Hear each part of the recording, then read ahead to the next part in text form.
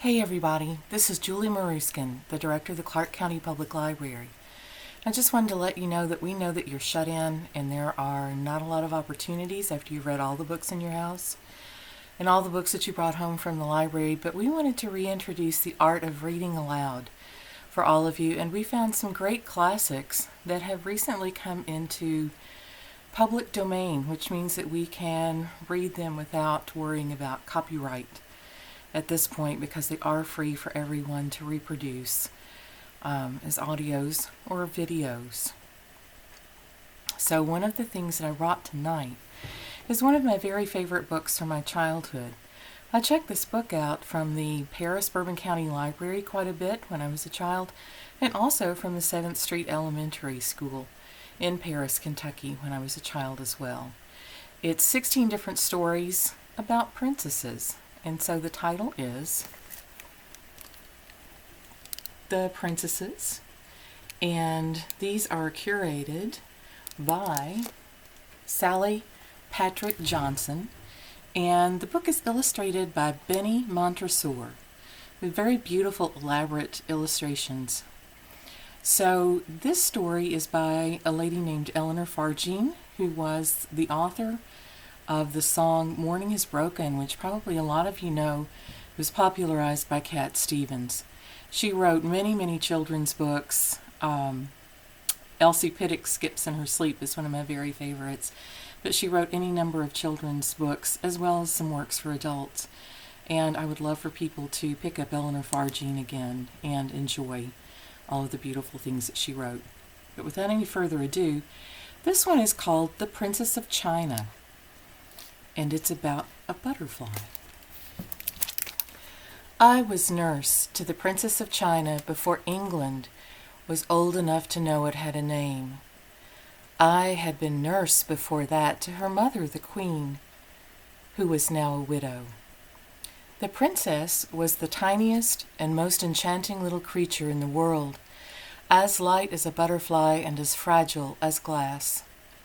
A silver spoonful of rice made a big meal for her, and when she said, "Oh, Nanny, I am so thirsty," I would fill my thimble with milk and give it to her to drink, and even then she left half of it. I made up her bed in my workbox and cut my pocket handkerchief in two for a pair of sheets. Her laugh was like the tinkle of a raindrop falling on a glass bell. Really, when I went out walking, I was afraid of losing her. So I slipped her into my purse and left it open, and I carried her about like that. And as we walked through the streets of Peking, she would peep out of the purse and say, "What a lot of big people there are in the world, Nanny." But when we walked in the rice fields, and she saw the butterflies at play, she cried, "Oh, Nanny, who are all the darling little people? And why do they never come to see me in the palace?" One day a message came to the Queen of China that the Emperor of Tartary was coming to marry her daughter, and when the princess had been told the news, she never stopped asking me a string of little questions. "Where is Tartary, Nanny? Will I like Tartary? Are the people little there or big? What is the Emperor like? Will I like him? Is he very enormous, or is he nice and tiny? What will he wear?" I couldn't answer most of her questions, but when she came to the last one, I said, "He'll wear purple, pet, like every other emperor." "Purple," said she. "How pretty! Now I shall know him when I see him, my pretty little purple emperor." And the Princess of China clapped her tiny hands. She grew very excited about her purple emperor, and the day he was expected, she said suddenly, "Nanny, I must have a new dress." "Why, Poppet, you have 700 new dresses," I told her, for hadn't I been kept sewing the tiny little garments ever since the news came? "I don't mean those," said she, stamping her foot on my thumbnail where she was standing at the time. "I mean a dress that is really beautiful enough for a purple emperor." "Well, where shall we find it?" I asked her. "We'll look for it in the rice fields," said she. So I popped her into my purse and we set out. The rice fields were as hot as ever and as full of butterflies, and in them, besides ourselves, was a little boy in a blue cotton shirt, chasing the butterflies. Just as we came up, he clapped his two hands together over such a little beauty, delicate and gay as a flower, and when he parted his hands, the pretty thing fell dead at our feet. The Princess of China wept with rage. "Make the boy stand still while I pull his hair," she cried. And so the boy had to come close and bend down his head, and she took hold of two of his hairs and pulled them as hard as she could, while he blinked his eyes a little. "There," said she. "Now go away. I'm never going to look at you again."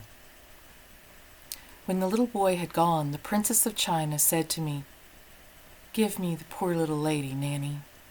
So I picked up the butterfly and gave it to her, and she fondled its soft bloomy wings and cried a little and cuddled down inside the purse with it, so deep that I couldn't see her. Best let her get over her little fit by herself, I thought, and looked about for a bit of shade to sit in till she was happy again. And there I rested, watching the butterflies dancing in the heat haze beyond the shadow, and especially one big fine fellow, the handsomest butterfly I had ever seen. It kept hovering in and out of the shadow, as though he couldn't keep away from us. At last, as I sat very still, he settled on my purse and remained there quite a long while, moving his long, slender feelers this way and that, so that I imagined he was saying something, if only I had ears tiny enough to hear him. Whether I dozed or not, who can say? Perhaps only for a second or two. But when I next looked, I saw the handsome butterfly just spreading his wings to fly, and beside him was another butterfly, much smaller, and of the same delicate sort the boy had killed. They rose together, their wings touching, and flew out into the sunshine where they danced a while, and then they disappeared into the haze. I thought it was now time to return, in case the Emperor of Tartary should be arriving, so I called into my purse, "Come, Poppet, we're going home." There was no answer, and I suppose she was asleep, so I got up and walked home quietly, not to wake her. When I reached the palace, the Queen ran out to meet me in a fluster. "Oh, there you are, Nanny," said she. "The Emperor is just entering the city, and we couldn't find you or the Princess anywhere." "Oh, here she is, safe in my purse," I said, and we opened the purse, and it was as empty as a balloon. We searched every corner of it in vain, and we ran back together to the rice fields, looking for her in the dust on the way, though I knew she could not have fallen out as I came home without my seeing it. When we came to the shadow where I had been sitting, we searched the ground, but there was not a sign of her. There was nothing but the two butterflies, who had come back and settled first upon my hand and then upon the Queen's. And the little one fluttered her wings at me as though to say, "See my lovely new dress." And then it struck me all of a sudden, and I said to the Queen, who was weeping, "What sort of butterfly is this?"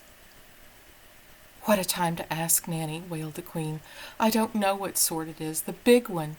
The big one's a purple emperor. But what a time to ask." "Dry your eyes," I said. "It's useless to look any more. The Princess of China is gone where she'll never come back." And I shook the two butterflies off my hand gently and led the Queen home. We were met at the palace gates by an excited crowd. The Emperor of Tartary had arrived, and there was no bride to greet him. But as we appeared, the crowd cried, "Here they are! Here's the princess's nurse!" And down the steps strode the Emperor of Tartary himself, a great big handsome man in a royal purple mantle. He came straight to the Queen and hugged her, saying, My princess, my bride, my beautiful one. It took the queen's breath away, and mine too, but as soon as she could, she made a sign to me to say nothing. And while the emperor embraced her again, I signed to the crowd. They all understood, and folded their hands in their sleeves, and stood with downcast eyes, as the Emperor of Tartary led his bride into the palace. And where was the harm of it? What would he have done with my tiny Princess of China for a bride? He was much better off as he was. And that is, again, The Princess of China by Eleanor Farjeon. Thank you for listening with us. We hope to have a lot of good things for you to listen to and watch.